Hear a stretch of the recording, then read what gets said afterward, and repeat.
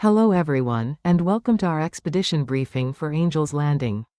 This session will cover the crucial logistics, risk management, and strategic considerations for tackling Zion's most notorious trail. Angel's Landing, standing at an elevation of 5,790 feet, demands a vertical gain of 1,488 feet over a 5.4-mile round trip. It's classified as a Class 3 climb, signifying its challenging nature, and our goal today is to ensure you're fully prepared for this unforgettable adventure. Angel's Landing is a testament to both 150 million years of geological forces and 100 years of remarkable human engineering. The monolith itself is composed of Jurassic Age Navajo sandstone, formed from ancient lithified sand dunes. You'll observe a striking contrast where the lower layers, rich in iron oxide, transition into the white upper layers, creating the iconic appearance of the Great White Throne. The legend behind its name dates back to 1916, when Frederick Fisher famously exclaimed, "Only an angel could land on it." The engineering feat began in 1926 under Walter Rusch, Zion's first superintendent, who, without formal engineering training, masterfully hewed the path directly out of the sandstone spine. This trail is now listed on the National Register of Historic Places. Before you even step foot on the trail, you'll need to navigate the permit system. Mandatory access requirements are in place for Scout Lookout and beyond. Your approach depends on when you're planning. If you're planning months ahead, you'll apply through the seasonal lottery. Applications open quarterly and cost a $6 fee. For those last-minute adventurers, there's a day before lottery, which opens daily from 12:01 a.m. to 3:00 p.m. Mountain Time, also with a $6 fee. Please note this critical update for 2025: the trail will be closed for maintenance from April 21 to April 24, 2025, and no permits will be issued during that period. To significantly increase your odds of securing a permit, strategic application is key. Looking at our heat map calendar, you'll see certain times of the year offer higher probability, with moderate probability during warmer months due to heat risk, and lower probability during peak seasons. For tactical advice, first, target midweek days. Tuesdays and Wednesdays statistically offer the highest success rates. Second, consider your time slots. The before 9 a.m. slot is the most popular, but the after 12 p.m. slot generally has better odds, though you'll face higher heat risk. Finally, and this is crucial, utilize the all 7 feet rule. Applicants can rank up to 7 time slots. Filling all 7 significantly increases your probability compared to selecting just one. Now, let's talk about risk assessment, focusing on gravity, heat, and wildlife. We categorize hazards in a hierarchy. Gravity, while rare, carries the highest consequence. Falls are almost always fatal, with approximately 13 to 18 deaths recorded since 2000. Wildlife, primarily squirrels and chipmunks at Scout Lookout, presents the highest frequency of incidents, mainly bites. And finally, environmental factors carry the highest probability, including dehydration, heat stroke in temperatures exceeding 100 degrees Fahrenheit, and sudden storms. As the saying goes, it is not the mountain we conquer, but ourselves, highlighting the importance of personal preparedness and respect for the environment.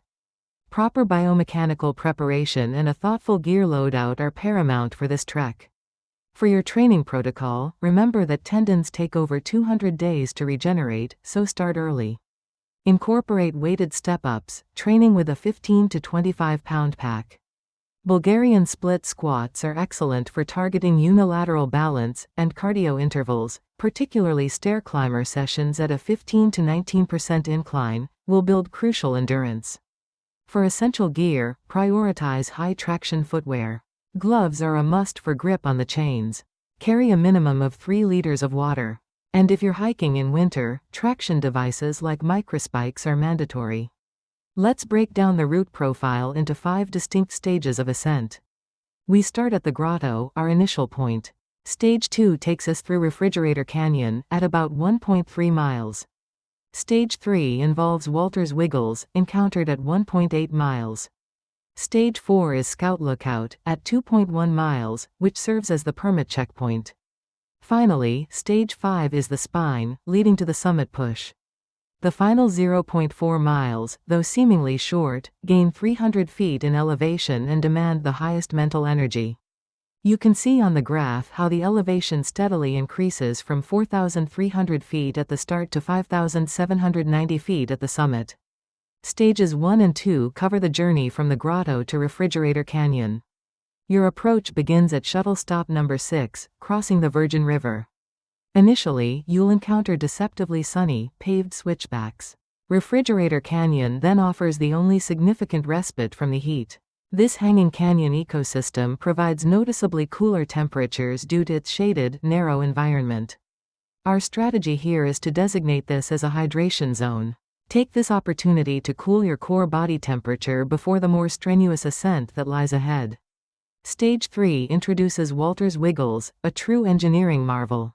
These are 21 tight switchbacks, meticulously constructed in 1926, designed to ascend the sheer canyon wall.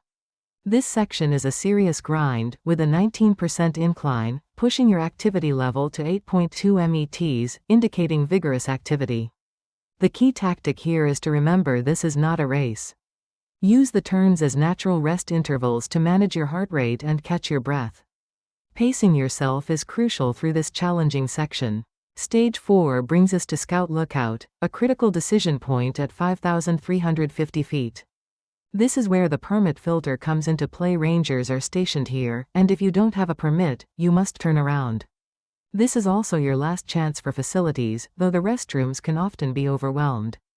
Crucially, this is where you apply your go-no-go criteria. Assess your group. If anyone is suffering from vertigo, panic, or dehydration, this is the honorable summit for them. The views from Scout Lookout are spectacular in their own right, and there is no shame in stopping here. Now, for Stage 5, the spine and chains, the most exposed and demanding section. Our protocol for movement here is strict. First, always maintain 3 points of contact, 2 feet and 1 hand, either on the rock or the chain. Second, practice careful traffic management. The chains are a shared resource, so communicate clearly and yield to descending hikers. Finally, focus. Stow all phones and cameras. Fatalities on this section are often linked to distraction. Remember, this is Class 3 scrambling with terrifying 1,000-foot drop-offs on both sides, so absolute concentration is required. Reaching the summit at 5,790 feet is an incredible reward. You'll be greeted with a breathtaking 360-degree panorama of Zion Canyon, a view often described as inducing a state of rapture. Once at the top, remember your summit etiquette. Always leave no trace. Pack out all trash, and that includes food scraps like orange peels or apple cores. Also, be aware of wildlife. Do not feed the chipmunks. They can carry diseases and can be aggressive if accustomed to human food. The descent often presents its own challenges, primarily managing the fatigue factor. This is often called the danger zone, because more accidents occur on the descent than on the ascent, largely due to adrenaline crashes and shaky legs. For technique, keep your weight centered over your feet. Use the chains heavily to offload your tired quads and save your knees. And crucially, do not rush to catch a shuttle. Take your time. For your health check, rehydrate immediately upon returning to Scout Lookout to begin your recovery. Understanding the seasonal nuances and conditions is vital for a safe and enjoyable hike. In summer, from June to August, the primary hazard is extreme heat, often exceeding 100 degrees Fahrenheit, and the risk of lightning. Our strategy for summer is to start by 600 a.m. and be off the ridge before the afternoon thunderstorms typically roll in. In winter, from December to February, the main hazard is ice and snow on shaded switchbacks. Traction devices, such as microspikes, are mandatory during this period.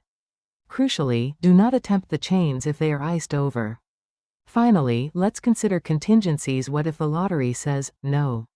The permit does not define the adventure, and Zion offers world-class alternatives without the permit barrier. First, consider Observation Point via the East Mesa Trail. This offers an even higher elevation view than Angel's Landing, is a 7-mile round trip, and requires no permit.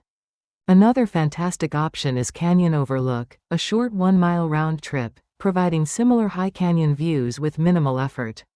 And of course, you can always hike the West Rim Trail to Scout Lookout, conquering Walter's Wiggles and getting 90% of the view, even if you don't cross the chains.